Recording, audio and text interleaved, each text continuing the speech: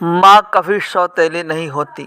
हाँ दोस्तों, ये कहानी शुरू करने से पहले आप सभी से रिक्वेस्ट है कि प्लीज़ अगर आप माँ से प्रेम करते हो तो लाइक शेयर चैनल सब्सक्राइब करता पूरी कहानी सुने। पायल और विजय अपनी खुशहाल ज़िंदगी जी रहे थे। उनका एक बेटा भी था जिसका नाम रौनक था। वो 8 साल का था। बहुत प्यारा बच्चा है रौनक। विजय को काम की वजह से परिवार के साथ समय बिताने को नहीं मिलता था, परंतु पायल को अपने पति से कोई शिकायत नहीं थी, क्योंकि वो जानती थी कि विजय कितनी मेहनत करता है और वो ये सब अपने परिवार के लिए कर रहा है। पायल बहुत समझदार थी। वो विजय और रोहन का बहुत ध्यान रखती थी। वो घर और बाहर का सब काम खुद ही संभाल लेती थी। बिजली के बिल से लेकर रौनक के स्कूल की फीस तक सारा काम पायल ही संभालती थी, इसलिए विजय भी निश्चिंत था। दोस्तों, एक पारिवारिक कहानी है तो प्लीज आप ध्यान से समझें और बताएं कि इसमें किसकी गलती थी, परंतु होनी को कौन टाल सकता है। एक दिन जब पायल बैंक से पैसे जमा कर वापस लौट रही थी तो अचानक एक ट्रक से टकरा जाती है और उसका एक्सीडेंट हो जाता है। पुलिस उस ट्रक वाले को पकड़ लेती है। कुछ लोग पायल को अस्पताल ले जाते हैं, परंतु खून ज्यादा बह जाने से डॉक्टर उससे बचा नहीं पाते हैं। अब विजय पर तो जैसे दुखों का पहाड़ पड़ गया है। वो अपने आप को संभाल ही नहीं पाता है। उनकी हालत पागल जैसे हो जाती है। उसका दिल ये मानने को तैयार नहीं होता कि पायल उसे छोड़कर चली गई। रौनक जब स्कूल से लौटता है तो माँ माँ माँ कह के पुकारता है, पर अब क्या, अब माँ तो उसे छोड़कर चली गई थी। उस मासूम की आंखें माँ को ही ढूंढ रही थी, परंतु उसे माँ कहीं नजर नहीं आ रही थी। घर में इतनी भीड़ देखकर रौनक घबरा जाता है। अपने पापा को यूं रोते देख उनसे पूछता है, माँ कहाँ है? माँ को क्या हुआ? बोलो पापा, माँ कहाँ है? पर विजय के पास उस मासूम के सवालों का कोई जवाब नहीं होता। तभी रौनक की नज़र आंगन में सफ़ेद चादर से लिपटी उस माँ की लाश पर पड़ जाती है। रौनक तुरंत पायल के शरीर से लिपट जाता है और जोर जोर से रोने लगता है। माँ माँ उठो ना, माँ उठो, अब मैं कभी शरारत नहीं करूँगा, खाना भी सही टाइम पर खाऊँगा, तुम उठो ना। रौनक की ये हालत विजय से देखी नहीं जाती। वो रौनक को अपने सीने से लगा लेता है और दोनों जोर जोर से रोने लगते हैं। शामिल हुए कुछ रिश्तेदारों में से कुछ लोगों ने दोनों बाप बेटे को सांत्वना दी और विजय को समझाया कि अब पायल के अंतिम संस्कार का समय हो गया है। विजय ने अपने आप को संभाला और पायल को अंतिम विदाई दी। अंतिम विदाई देते समय विजय के आंखों के सामने की एक बात याद आ रही थी। उसका वह चेहरा बार बार आंखों सामने आ रहा था। अंतिम संस्कार करके जब घर लौटा तो मानो घर खाने की ओर दौड़ रहा था। बार बार पायल की यादें सता रही थी।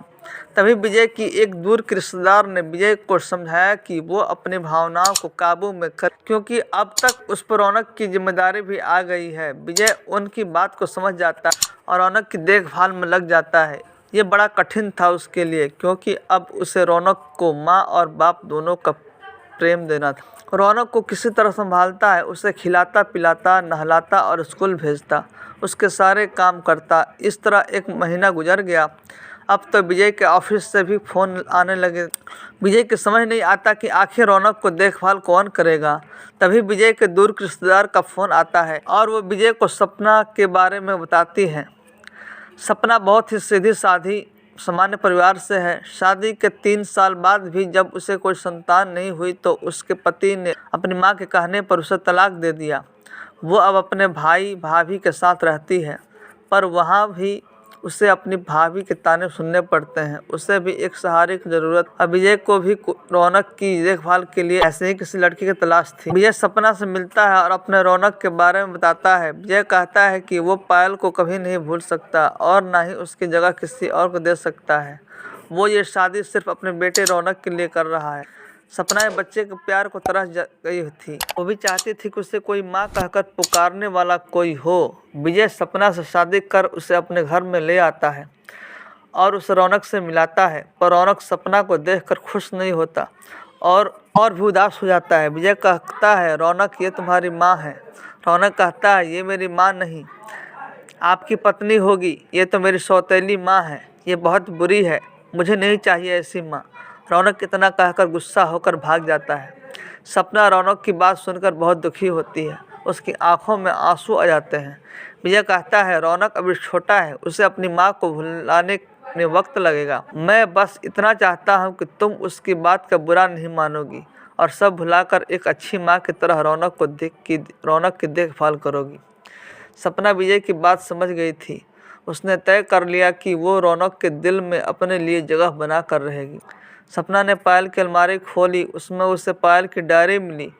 पायल की डायरी लिखने का शौक़ था। वो अपनी पूरी दिनचर्या अपने डायरी में लिखा करती थी, यहाँ तक कि अपनी पसंद नापसंद और विजय रौनक की भी पसंद नापसंद के बारे में भी सब लिखा करते थे। सपना ने दूसरे दिन सुबह उठकर नहा धोकर पायल की लाल रंग की कांजीवरम साड़ी पहनी, जो कि रौनक और विजय दोनों को बहुत पसंद थी। पायल जब जब वो साड़ी पहनती, विजय उसकी तारीफ किए बिना नहीं रहता। रौनक को भी माँ की ये साड़ी बहुत पसंद थी। फिर उसने पायल का फेवरेट रोज की भीनी भीनी महक वाला परफ्यूम भी लगाया। उसके बाद वह किचन में जाकर जल्दी से विजय का मनपसंद गोभी के पराठे और रौनक का मनपसंद चीज़ सैंडविच नाश्ते में बनाती है। उसके बाद वो रौनक को जगाने चली जाती है। रौनक तो अपनी माँ पायल के अपने आसपास होने का अनुभव होता और वह आंखों को मलता हुआ उठ जाता है। उठते ही उसकी नज़र सपना पड़ती है। वो रौनक का बैग जमा रही थी। उसका मुंह दूसरी तरफ था। पीछे से वह बिल्कुल पायल की तरह दिख रही थी, इसलिए रौनक उसे अपनी माँ समझकर माँ माँ कहता हुआ सपना से लिपट जाता है। सपना को भी रौनक का उससे यूँ निपटना अच्छा लगता है। जैसे ही वह उसे अपने गले लगाने लगती है तो रौनक को पता चल जाता है कि उसकी माँ पायल नहीं सपना है। तो वो फिर से उदास हो जाता है और सपना को गुस्से में कहता है, चली जाए यहाँ से, आपने मेरी माँ की साड़ी क्यों पहनी? आप मेरी माँ की किसी भी चीज़ को हाथ नहीं लगाएंगी। और रौनक जोर जोर से रोने लगता है। तभी आवाज़ सुनकर विजय भी उठ जाता है और किसी तरह रौनक को चुप कराता है। सपना भी रौनक को सॉरी बोलती है और वादा करती है कि आज के बाद वो कभी भी पायल की किसी भी चीज़ को नहीं छुएगी। इतना कहकर वो तुरंत कपड़े बदल देती है और रौनक को विजय के लिए नाश्ता लगाती है। दोस्तों, आप मेरे चैनल पर बहुत सारी कहानी देखेंगे। मुझे कोई भी कहानी पढ़ने में या बनाने में आंसू नहीं आए, लेकिन इस कहानी को पढ़ने मेरे आँख से आंसू आ गए, क्योंकि दोस्तों मेरी भी माँ दुनिया में नहीं है। और मैं भी जब बच्चा था तो इसी तरह से दूसरी की माँ को देख कर लिपट जाता था, क्योंकि उनमें वो साड़ी देख कर के या कपड़े देख कर के मैं बच्चा था, मुझे भी समझ नहीं आता था, मैं जाकर लिपट जाता था। तो वो मुझे याद ताज़ा हो गई। इस तरह कई दिन बीत गए। सपना रौनक और विजय का पूरा ख्याल रखती। अब तो दोनों को जैसे सपना की आदत हो गई थी, और होगी भी क्यों नहीं, वो उनके कहने से पहले ही सभी काम कर लेती थी। एक दिन अचानक सपना को बहुत तेज़ बुखार आ जाता है। वो अपने पलंग से ही नहीं उठ पा रही थी। इधर रौनक के स्कूल जाने का वक्त भी हो गया, पर उसका पूरा बदन बुखार से जल रहा था।